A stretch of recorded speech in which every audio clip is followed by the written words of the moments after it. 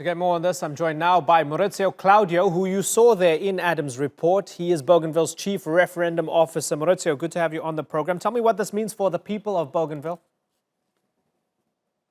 Yes, it's good to be here. Well, the referendum marks the next stage in the implementation of the Bougainville Peace Agreement signed in 2001 between the autonomous Bougainville government and the government of Papua New Guinea.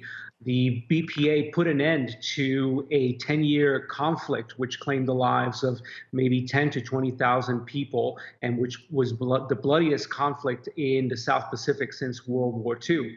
Since then, the BPA, the Bougainville Peace Agreement, has been successful in maintaining the peace on Bougainville, and this referendum is a continuation of the Bougainville Peace Agreement towards a final negotiated outcome on Bougainville's political status.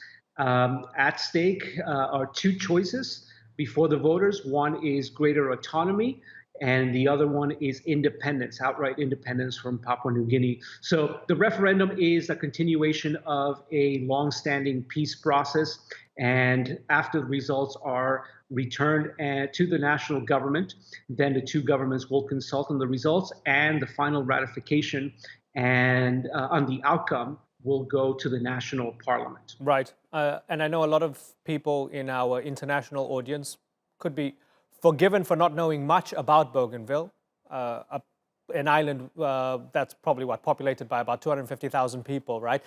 For those who would look at the referendum and ask, well, why is it that it's about greater autonomy or complete independence? Why is there not an option for the status quo? Can we say that enough people on Bougainville believe that things as they are should not stay as they are?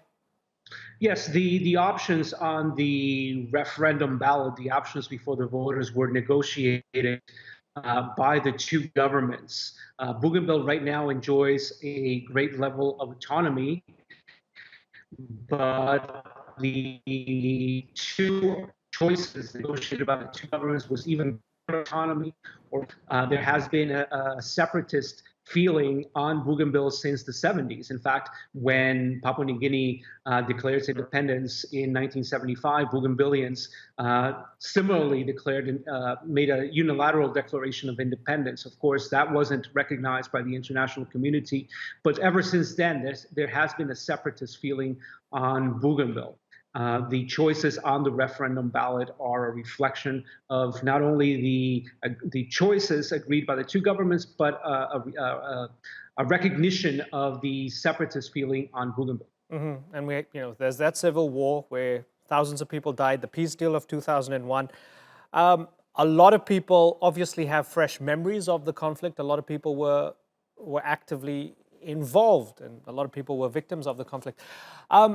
As an outsider yourself there and being involved in the referendum process, does it feel for many people as if this is a sort of bookend to the conflict? Does it feel like they can finally close a chapter to the conflict? Yes, it feels like a bookend, like the end of a chapter, but also the beginning of a new chapter. The Bougainvilleans, the people of Bougainville, have been waiting for this moment for decades.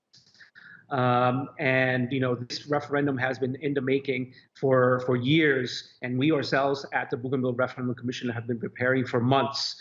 But it's also, as I said, the beginning of a new chapter.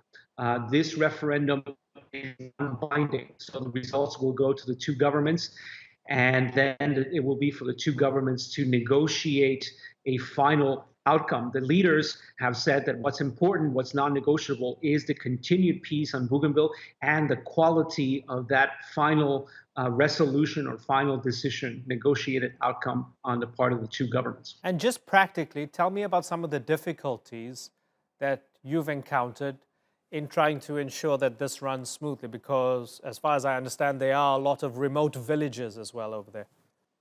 Yes, even in the best of circumstances, Bougainville presents significant challenges to undertaking an electoral event of this scope and importance.